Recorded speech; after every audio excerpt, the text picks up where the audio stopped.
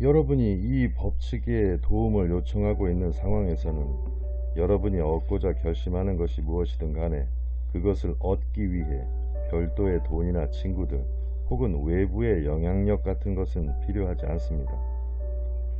현실 생활에서 여러분의 직무가 무엇인가 하는 것은 전혀 문제가 되지 않습니다. 여러분의 야망이 지금 맡은 직무와 직접적인 관련이 있든 아니면 현재 하고 있는 일을 완전히 바꾸어야 하는 것이든 그것도 문제가 되지 않습니다. 여러분이 성공하고 싶어 한다는 사실 외에는 인생에서 어떤 뚜렷한 계획이 없어도 좋습니다. 세상의 온갖 욕망을 다 갖고는 아무것도 이루지 못합니다.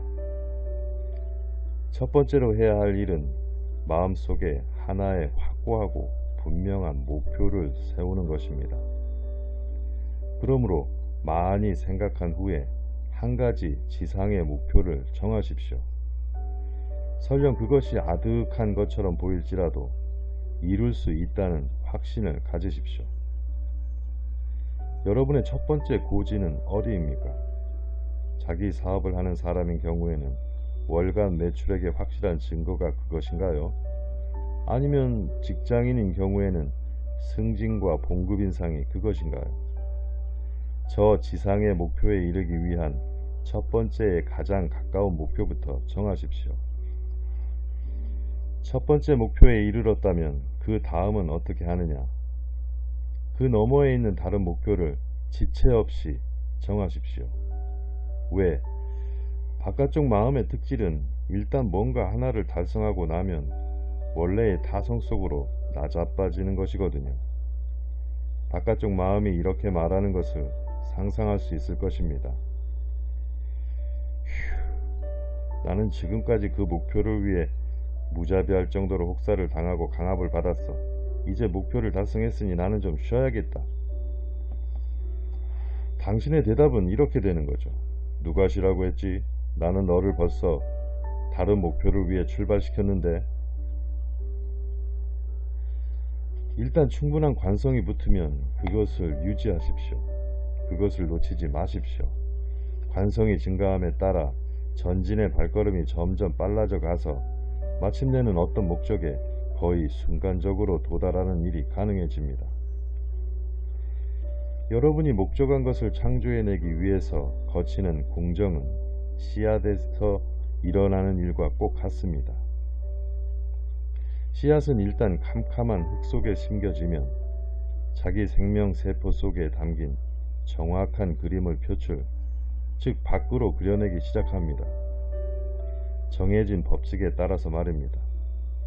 그것은 싹을 광명 속으로 내밉니다.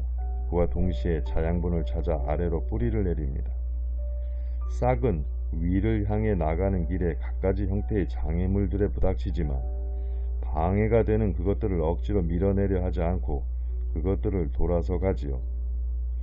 뿌리가 필요한 자양분을 찾지 못하면 그것은 말라 죽습니다. 모든 과정이 잘 되면 마침내 활짝 피어납니다.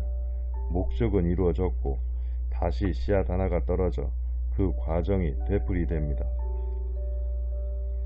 여기에서 유념할 것은 그 실질적인 과정이 표면 아래의 캄캄한 암흑 속에서 진행된다는 사실입니다. 우리도 똑같습니다.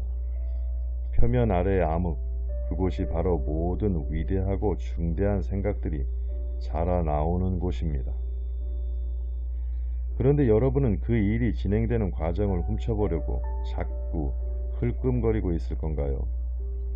그 일이 어떻게 돌아가는지, 정말로 일이 돌아가기나 하는 건지 갸웃거리고 있을 건가요?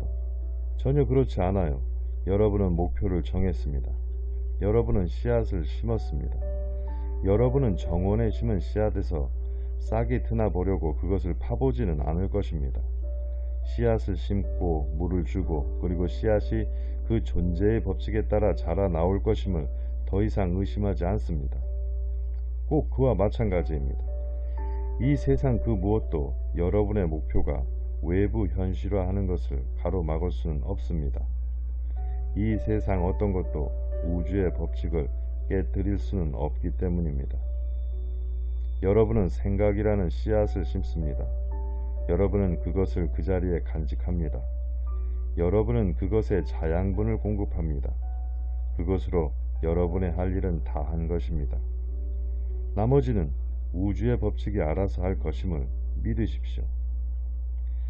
저항에 부딪히지는 않겠느냐고요? 물론 저항이 있지요. 여러분의 활동은 저항을 자아냅니다. 왜? 작용이 있으면 반작용이 있는 법이니까요. 작용은 그것을 지탱해줄 반작용을 필요로 합니다. 저항은 음극이요. 활동은 양극으로서 여러분은 이 두 가지를 다 필요로 합니다. 만약 저항이 없을 것 같으면 활동도 불가능하지요. 비행기를 하늘에 떠있게 하는 것도 바로 저항입니다. 저항이 없이는 날 수가 없지요. 새들 역시 날지 못하며 물고기도 헤엄칠 수 없고 사람은 걸을 수가 없지요. 엔진의 동력이 증가할수록 비행기는 더 큰 관성을 얻게 되고 그 관성을 지탱하기 위한 저항도 그만큼 더 커집니다. 관성이 커질수록 더 높은 비행 고도를 얻을 수 있습니다. 우리에게 딱 들어맞는 예로 생각되는군요. 우선 관성이 붙어야 하고 그 다음에는 그것이 유지되어야만 우리는 드높은 성공의 절정에 이를 수 있으니까요.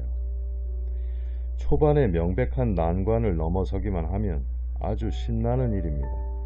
뭔가 가치 있는 일을 달성했을 때의 만족감보다 더 즐거운 것은 없으니까요. 이 위대한 진리를 기억하십시오.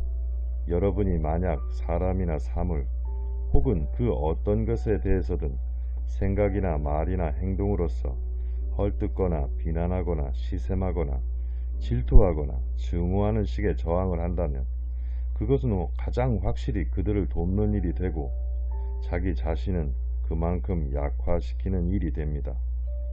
왜 그러느냐고요? 그것은 자신의 발전에 써야 할 고귀한 생명력의 일부분을 스스로 떼어내서 그것을 바로 그 사물이나 사물에 옮겨주는 것이기 때문입니다.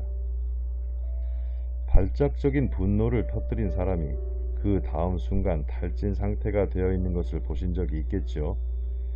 탈진 상태라는 말은 뭔가 내부에 있던 것이 없어졌다는 의미를 담고 있습니다.